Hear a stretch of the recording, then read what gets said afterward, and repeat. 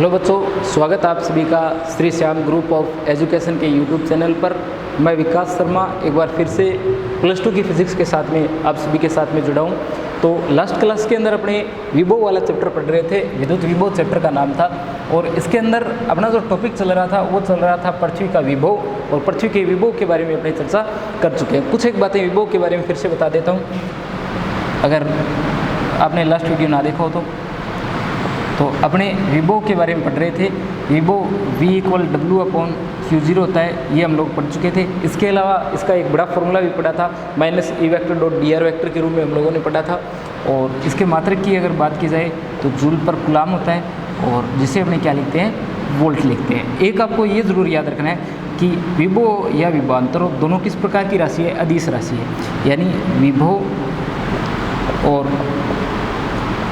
विभवांतर दोनों किस प्रकार की राशियाँ हैं, अदिश राशि है। ज़रूर ध्यान रखना है इस बात को, क्योंकि अब तक आप लोगों ने जितने पढ़े हैं चैप्टर के अंदर, जैसे आप लोगों ने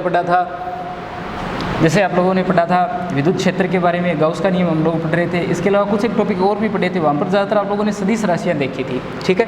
पर विभव और विभवांतर जो किस प्रकार की राशि है, वो अदिश राशि है। दोनों किस प्रकार की राशि है, अदिश राशि है। तो अदिश राशि है तो दिशा वगैरह अपने को देखनी नहीं है। एक यहाँ से 1 वोल्ट की अगर आपको परिभाषा लिखनी हो, कि अगर आप चाहो यहाँ से 1 वोल्ट को परिभाषित करना, तो 1 वोल्ट की अगर आपको परिभाषा लिखनी हो तो किस प्रकार लिखोगे। देखो यहाँ पर आपके पास में क्या है, आपके पास में है वोल्ट इक्वल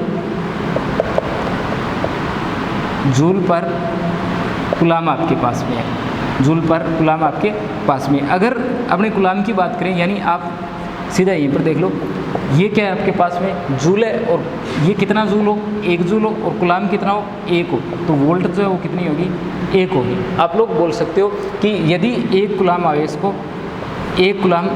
को विद्युत क्षेत्र के विरुद्ध एक बिंदु से दूसरे बिंदु तक ले जाने में, एक बिंदु से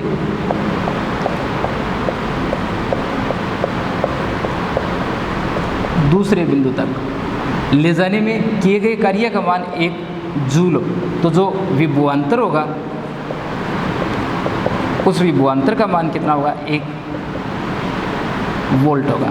आपको क्या बोलना है कि 1 कूलाम आवेश को विद्युत क्षेत्र के विरुद्ध एक बिंदु से दूसरे बिंदु तक ले जाने में किए गए कार्य का मान यदि 1 जूल हो, तो जो विभवांतर आएगा उस विभवांतर का मान कितना आएगा, 1 वोल्ट आएगा। तो ये बात जरूर ध्यान रखना कि विभवांतर का जो मान आएगा वो कितना आएगा, 1 वोल्ट आएगा, ठीक है।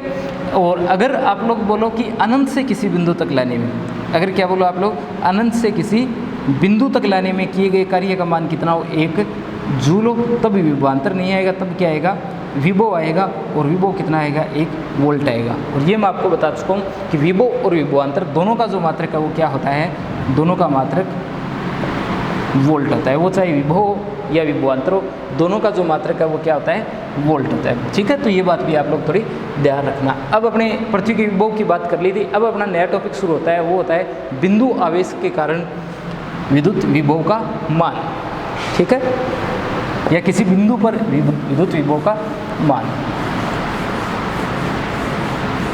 किसी बिंदु पर या बिंदुवत आवेश पर या बिंदुवत आवेश के कारण विभव का मान।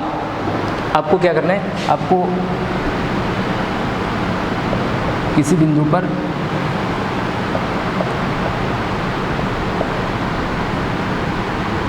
विभव का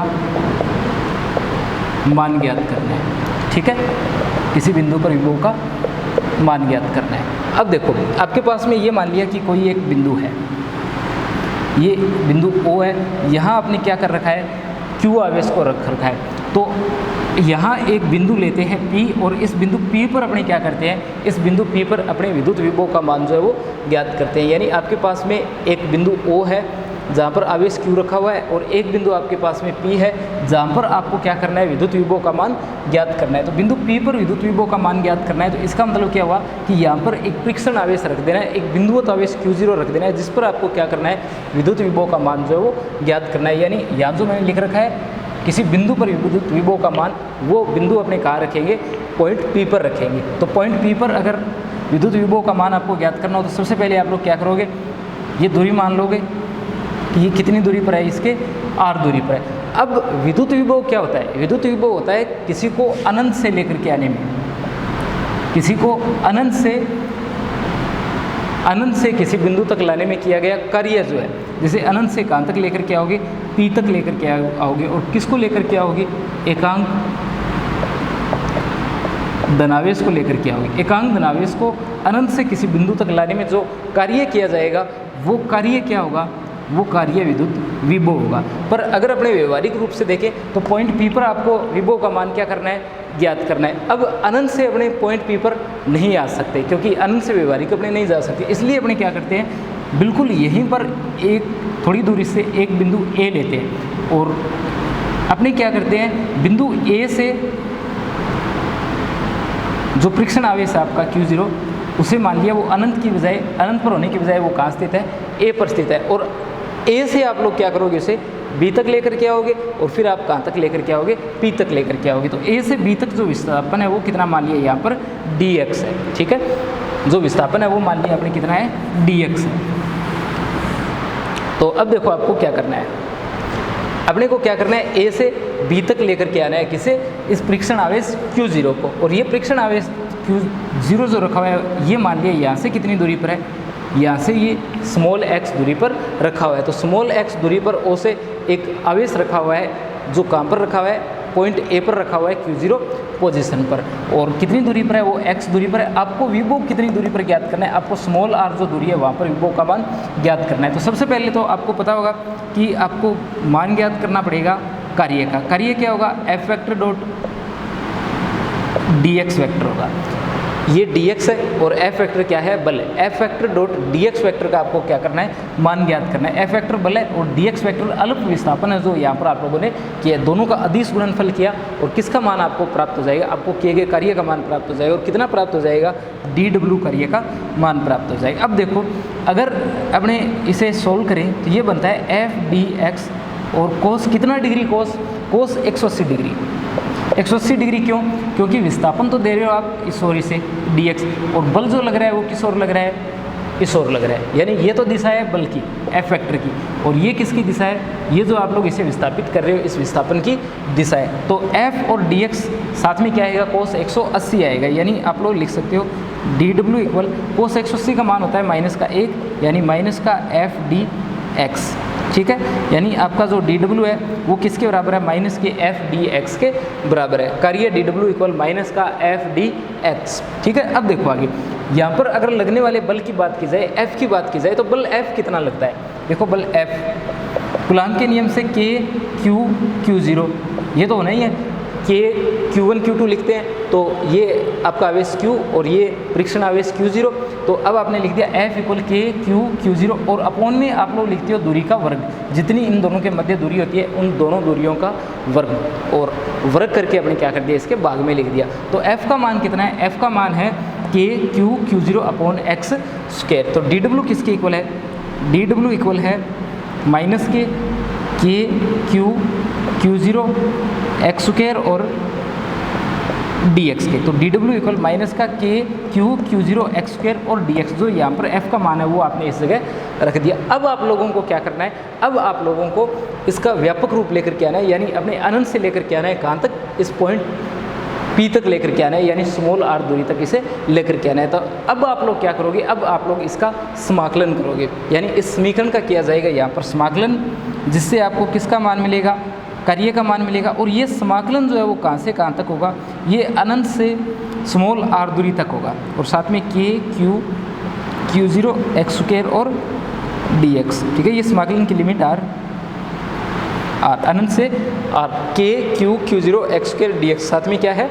माइनस है। अब देखो क्या लिखोगे? आप लोग लिखोगे w इक्वल माइनस का, इसे मैं बाहर रखता हूँ, -K Q Q0 अनंत से r 1/x स्क्वायर और dx। ये देखो, ये जो टर्म लिखे मैंने लिख दिया, माइनस को बाहर ही रखा है, K Q Q0 को समाकलन से बाहर रखा और इसे लिखा 1/x स्क्वायर और dx, और लिमिट इसकी कहाँ से कहाँ तक है? अनंत से r तक है। यानी आपने लिखा w equal -K Q Q0 अनंत से r 1/x स्क्वायर और dx। अब इसका आपको करना है समाकलन। ठीक है। इसका समाकलन देखो मैं आपको करके दिखाता हूँ, अलग से करके दिखा रहा हूँ। ये लिखा हुआ है 1/x², इसका किया जा रहा है समाकलन। तो इस 1/x² को आप ये भी तो लिख सकते हो x की पावर -2 लिख सकते हो। और इसका अगर समाकलन किया जाता है तो आपको पता है कि ऊपर 1 जोड़ेंगे और नीचे ये लिख देंगे, तो ये क्या बनेगा, ये बनेगा x की पावर -1 और नीचे क्या बचा -1, यानी ये बना, ये बात है। और इसे आप क्या लिख सकते हो, -1/x, ठीक है।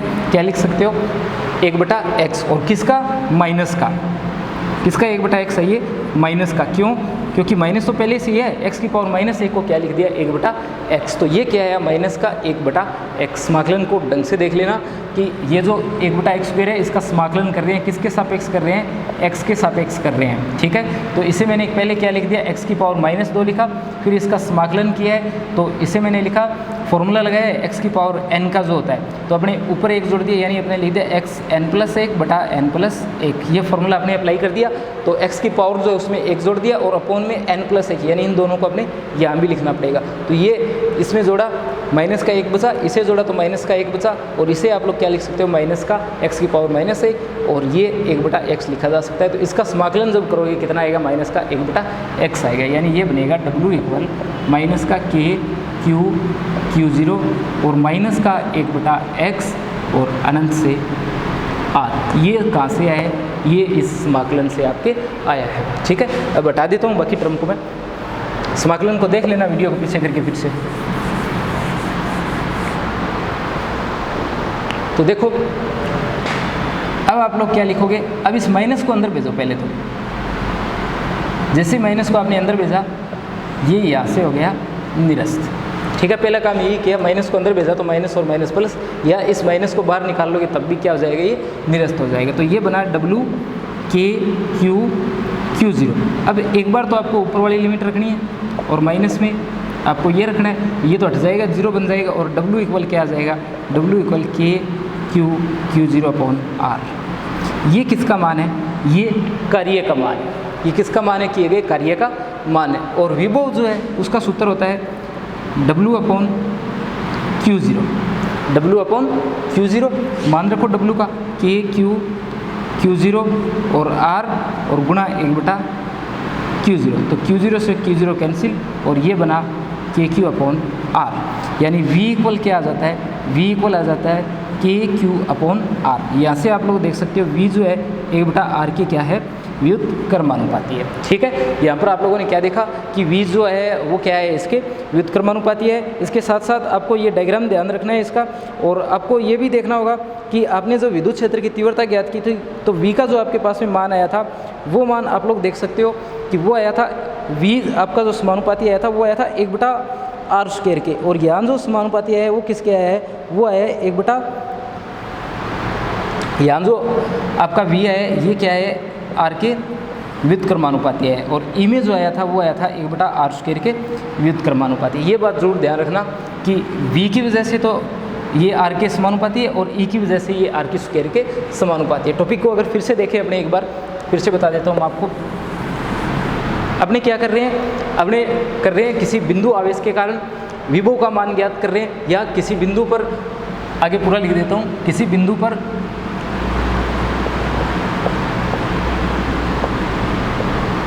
बिंदु आवेश के कारण विभव का मान ज्ञात कर रहे हैं, ठीक है। अपने क्या कर रहे हैं, किसी बिंदु पर बिंदु आवेश के कारण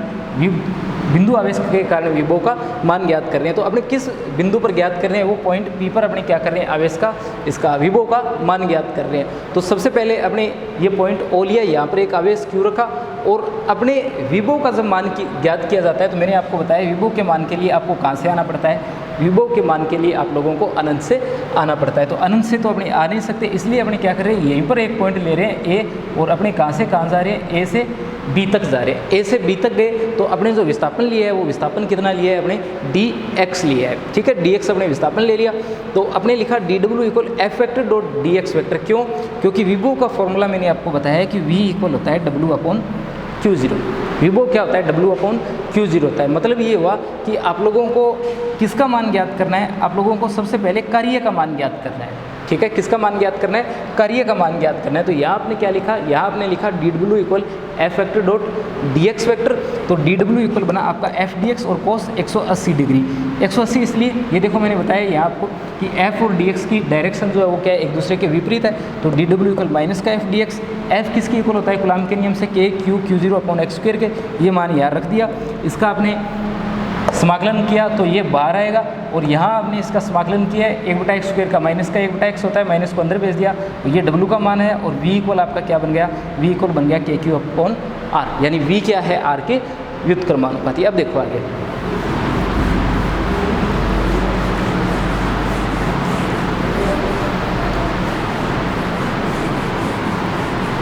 आपका जो रिजल्ट है वो रिजल्ट आया है v इक्वल के क्यू अपॉन आर, ठीक है। इससे पहले अपने विद्युत क्षेत्र की तीव्रता पढ़ी थी, वो आया था के क्यू अपॉन आर स्क्वायर। अपने किसकी बात कर रहे हैं, अपने किसी बिंदु पर बिंदु आवेश के कारण बात कर रहे हैं, और कहाँ ज्ञात कर रहे हैं, किसी बिंदु पर ज्ञात कर रहे हैं। जैसे यहाँ बिंदु P पर अपने बिंदु आवेश Q जो है उसकी वजह से ज्ञात कर रहे हैं। तो बिंदु आवेश पर जब बिंदु आवेश के कारण जब आप लोग विद्युत क्षेत्र की तीव्रता ज्ञात कर रहे थे तब तो आ रहा था के क्यू अपॉन आर स्क्वायर, और जब विभव ज्ञात करते हो तब आता है के क्यू अपॉन आर। दोनों फॉर्मूलों का जरूर ध्यान रखना। जब विभव की बात की जाए बिंदु आवेश के कारण तो के क्यू अपॉन आर, और जब विद्युत क्षेत्र की तीव्रता की बात की जाए तो के क्यू अपॉन आर स्क्वायर आता है, ठीक है। यहाँ से अगर ग्राफ खींचो आप लोग किसके मध्य, V और R के मध्य, तो व्युत्क्रमानुपाती का ग्राफ आप लोगों को प्राप्त हो जाएगा, ठीक है। अगर 1/r के मध्य खींचते ये ग्राफ, तो ये समानुपाती का ग्राफ आपको प्राप्त होता है। दूसरा, आप तुलनात्मक आरेख खींचते, आप क्या करते, तुलनात्मक आरेख खींचते, किसके मध्य, E और V जो है इनके लिए आप R के साथ में तुलनात्मक आरेख खींचते। तो देखो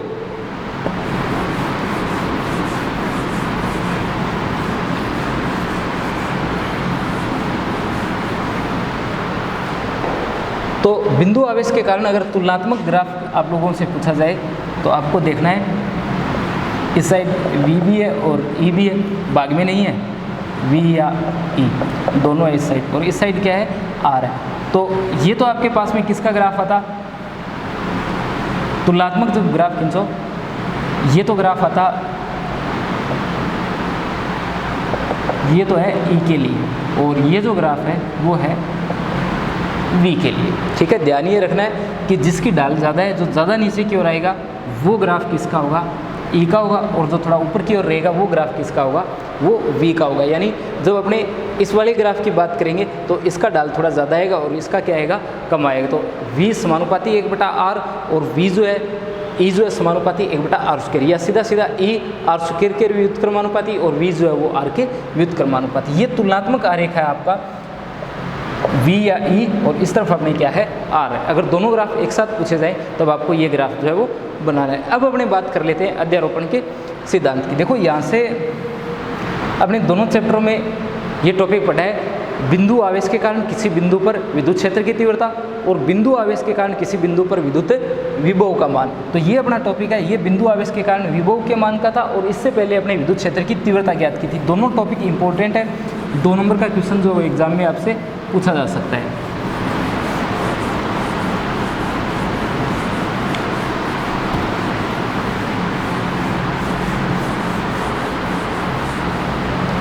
अब देखो आगे अध्यारोपण का सिद्धांत, विद्युत विभव के लिए अध्यारोपण का सिद्धांत, ये तो आपको पता ही है, या बहु आवेशों के कारण विद्युत विभव का मान, बहु आवेशों के कारण किसी बिंदु पर विद्युत विभव का मान, बहु आवेशों के कारण विभव लिख देता हूँ सिर्फ। तो अनेकों आवेशों की वजह से अपने क्या कर रहे हैं, किसी एक आवेश पर विद्युत विभव का मान ज्ञात कर रहे हैं। जैसे अध्यारोपण का सिद्धांत लगाया था बिल्कुल उसी प्रकार से ये वो आपका आवेश Q है जिस पर आपको विभव का मान ज्ञात करना है। इस तरफ Q1 है, यहाँ Q2 है, इस ओर Q3 है, इस ओर Q4 है, इस ओर Q5 मान लो, Q6, क्यू एन लिख देता हूँ और यहाँ क्यू सेवन लिख देता हूँ। ठीक है, जरूरी नहीं आप लोग इतना बनाओ, एक दो बना सकते हो आप और उसके बाद में सीधा N1 लिख देना। तो Q1 के कारण, Q2 के कारण, Q3 के कारण, Q4 के कारण, 5, 6, 7 और ऐसे करते करते N के कारण आपको क्या करना है, इस बिंदु पर विद्युत विभव का मान जो है वो ज्ञात करना है। ठीक है, Q0 पर आपको क्या करना है, विद्युत विभव का मान ज्ञात करना है। देखो कैसे करोगे। सबसे पहले आप लोग क्या करोगे, Q1 के कारण Q0 पर विभव का मान ज्ञात करो। कितना आएगा, ये आएगा V1 इक्वल के Q1 अपॉन R1। कितना आएगा, के Q1 अपॉन R1। R1 दूरी है, इन दोनों के मध्य की जो सीधी सीधी दूरी है वो कितनी है, R1 है। इसी प्रकार आप लोग क्या लिखोगे, Q2 के कारण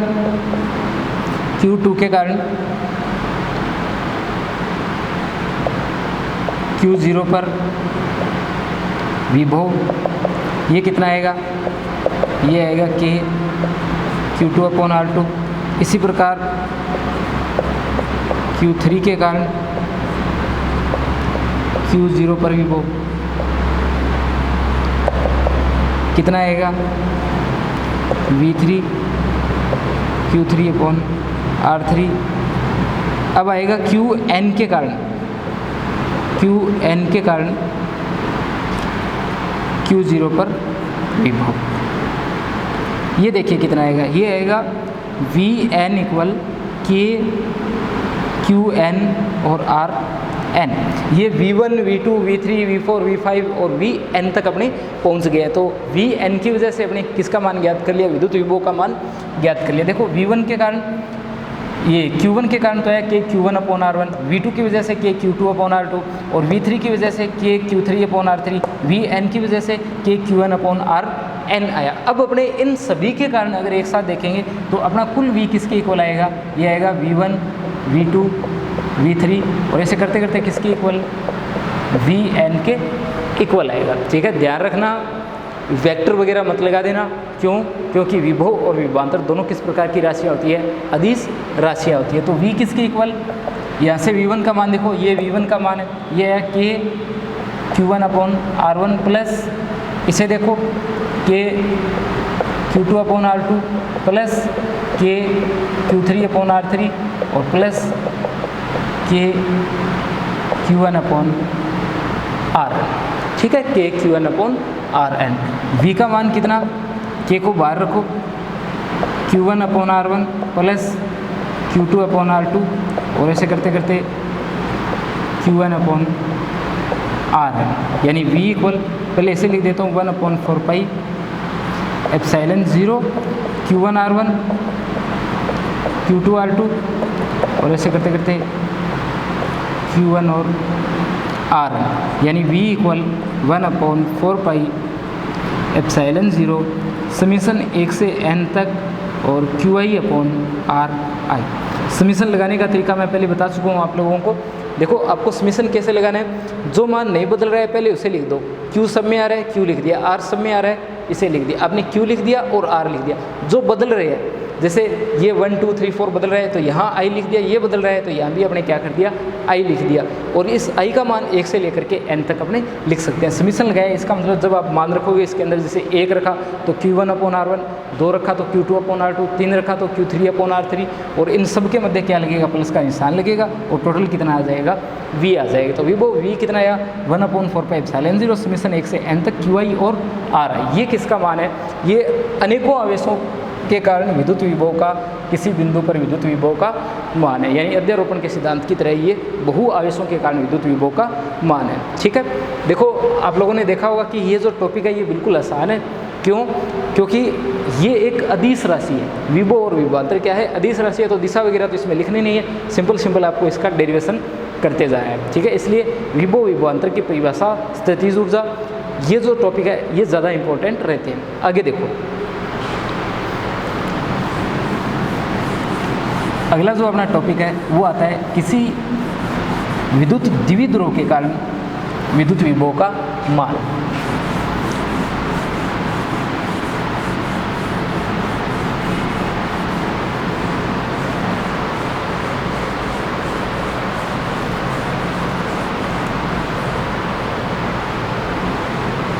तो अपना जो टॉपिक है वो है विद्युत द्विध्रुव के कारण विद्युत विभव का मान।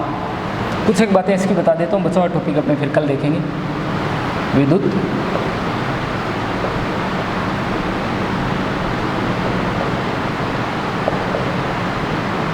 द्विध्रुव के कारण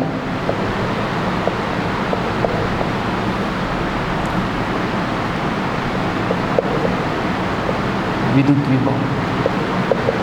देखो एग्जाम में जब भी प्रश्न आता है तो ये प्रश्न कुछ इस प्रकार से रहता है कि विद्युत द्विध्रुव से r थीटा पोजीशन पर स्थित किसी बिंदु पर विद्युत विभव का मान ज्ञात कीजिए। यानी आपसे बोला जाएगा, जैसे सबसे पहले तो अपने कोई एक विद्युत द्विध्रुव लेंगे। आपका पहला काम तो क्या है, यहाँ पर एक विद्युत द्विध्रुव लेना है। जैसे ये अपने क्या किया, -q और +q, ये एक द्विध्रुव लिया, ए और बी। ए और बी एक द्विध्रुव है जिसके पॉइंट ए पर एक आवेश रखा हुआ है -q और बी पर भी एक आवेश रखा हुआ है +q। तो ए पर -q और बी पर +q आवेश रखा हुआ है। दोनों के मध्य की अगर दूरी की बात की जाए तो मैं लिख देता हूँ 2a। देखो दूरी 2a लिख सकते हो आप लोग, या सिर्फ a लिख सकते हो, या d लिख सकते हो, या d/2 लिख सकते हो, या 2d भी आप लोग दूरी जो है वो लिख सकते हो। ठीक है, पर आपको ध्यान क्या रखना है, ध्यान ये रखना है कि जब भी आप लोग बात करोगे द्विध्रुव आघूर्ण की, जब द्विध्रुव आघूर्ण की बात करोगे तो आपको दोनों में से किसी एक आवेश का परिमाण लेना होगा। जैसे यहाँ देखो विद्युत द्विध्रुव में दोनों आवेश बराबर होते हैं, तो किसी का भी परिमाण लो बराबर आएगा, यानी यहाँ से एक तो आ जाएगा q और गुणा में आएगी फिर ये दूरी। जब द्विध्रुव की बात करोगे ना तो आघूर्ण की बात करते समय ये आवेश और गुणा में अपने ये दूरी लिखी जाएगी। जैसे ये 2a दूरी लेते हो तो q × 2a लिखना है। अगर ये दूरी आप लोग 2d लिखते हो तो आपको q × 2d लिखना है। अगर आपने ये दूरी सिर्फ d लिखी है तो आपको q × d इस दूरी को लिखना है। ठीक है, आपकी मर्जी है 2a 2d d कुछ भी ले सकते हो। अगर आप 2a या 2d दूरी लेते हो तो ये थोड़ा ज़्यादा आसान रहता है टॉपिक। क्यों? क्योंकि आपको जब डेरिवेशन करोगे तो आपको बहुत सारी जगह ऐसी आएगी जब अगर सिर्फ d दूरी लेंगे तो कैलकुलेशन में d/2 आएगा। इससे बचने के लिए आप लोग दूरी क्या लेते हो, 2d लेते हो, जिससे ये दूरी d/2 की बजाय फिर क्या आ जाएगी, d आ जाएगी। ठीक है, बाकी ये आपकी मर्जी है, इस दूरी को आप 2a 2d या सिर्फ d या सिर्फ a कुछ भी ले सकते हो। बस ध्यान रखना द्विध्रुव आघूर्ण क्या होगा, आवेश किसी एक का परिमाण और इन दोनों के मध्य की दूरी। तो यहाँ मैं जो दूरी है 2a लेकर के चल रहा हूँ कि दोनों आवेश जो है उनके मध्य दूरी कितनी है, 2a है, 2a। और ये इसका केंद्र है, इस O से r थीटा पोजीशन पर एक पॉइंट P है।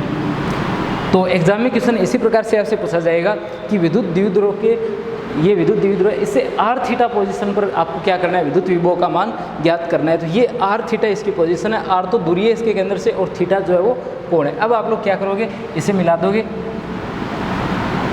इसे मिला दो यहाँ से,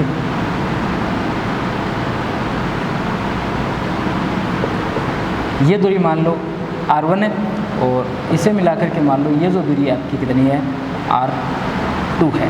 तो आपके पास में क्या है, पॉइंट P से 3 दूरियाँ आ गई, केंद्र जो दूरी है वो r है, B से जो दूरी है वो r1 है, A से जो दूरी आपने ले रखी है वो कितनी है, r2 है। तो r1 r2 दो दूरियाँ आ गई और r जो है आपका क्या आ गया, वो पॉइंट आ गया जहाँ से आपको विभव का मान ज्ञात करना है। सबसे पहले आप लोग किसका मान ज्ञात करोगे, सबसे पहले +q के कारण विभव का मान ज्ञात कर लो कि +q आवेश के कारण, +q आवेश के कारण बिंदु P पर विभव।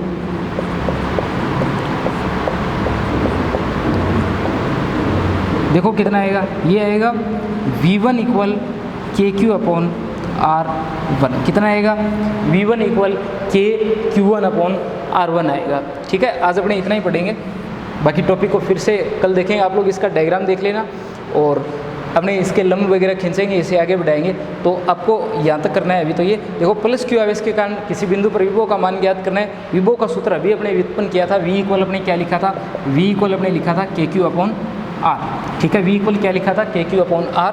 उसी सूत्र से मैंने यहाँ क्या लिखा है, यहाँ लिखा है V1 = KQ/R1। ये जो दूरी है अपने R1 लिए। देखो जरूरी नहीं है कि आप लोग इसे इस ओर से सोल्व करो, आप चाहो तो इस साइड से भी